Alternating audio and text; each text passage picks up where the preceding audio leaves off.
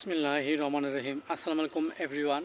সকলে কেমন আছেন? নিশ্চয়ই সবাই সুস্থ এবং ভালো আছেন।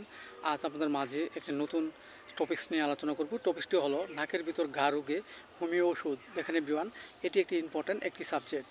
আমাদের এক বা উভয় নাকে বিভিন্ন কারণে ঘা রোগটি দেখা দিতে পারে। এর মাঝে কিছু উল্লেখযোগ্য কারণ হলো আমাদের যদি ঘন ঘন সর্দি লাগার প্রবণতা থাকে, এর ফলে আমাদের মাঝে নাকের ভিতর ঘা রোগ হতে পারে। আবার দেখা যাচ্ছে যে ইনফেকশনজনিত কোনো কারণ যদি থাকে কিংবা উপদংশ দুর্জনিত কোনো কারণ আমাদের মাঝে ঘটে, এর ফলেও আমাদের নাকের ভিতর ঘা রোগটি অবিরাম দেখা দিতে পারে। সো এভরিওয়ান, এই রোগটি আমাদের মাঝে হলে যে লক্ষণগুলো থাকে তা হলো হঠাৎ যদি আমাদের মাঝে পুরাতন কিংবা নতুন যদি কোনো ধরনের ঘন ঘন সর্দি হয় এবং এর ফলে নাকের ভিতর যদি ঘা হয় এবং নাকের ঘা থেকে অবিরাম পানি ঝরে এবং রক্ত বের হয় এবং প্রচুর দুর্গন্ধ বের হয়, লোকজন কাছে বসতে চায় না, এক্ষেত্রে অবশ্যই আমরা যে ওষুধটি সেবন করব সেটা হলো বেলসাম পেরো 30। আমরা 2 ফোঁটা করে সকাল বিকাল 2 বার সেবন করতে পারি।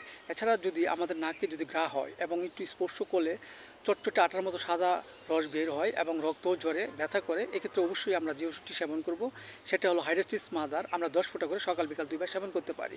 এবং দেখা যাচ্ছে যে আমাদের এক বা উভয় নাকে যদি ঘা হয় এবং সর্দি জ্বরে পানি জ্বরে এবং ব্যথা করে, এক্ষেত্রে আমরা অবশ্যই যে ওষুধটি সেবন করব সেটা হলো ল্যাকক্যান 30। আমরা 2 ফোঁটা করে সকাল বিকাল 2 বার সেবন করতে পারি। পাশাপাশি আমাদের হোমিওপ্যাথিক যে বায়োকেমিক বড়ি সালোসিয়া 6S 4টি করে উপর চিবিয়ে আমরা হালকা গরম কুসুম পানি সহ সকাল বিকাল 2 বার সেবন করতে পারি। এবং হোমিওপ্যাথি বায়োকেমিক বড়ি ক্যালকুলিয়ার 4 6S 4টি উপর চিবিয়ে আমরা হালকা গরম কুসুম পানি সহ সকাল বিকাল 2 বার সেবন করতে পারি। এতে করে আমাদের মাঝে নাকের ভিতর যে ঘা রোগটি দেখা দিতে আস্তে আস্তে ভালো হয়ে যাবে এবং আমাদের মধ্যে সুস্থ বোধ ফিরে আসবে।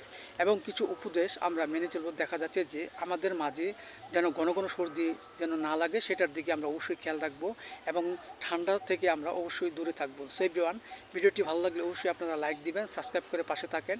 Thank you so much.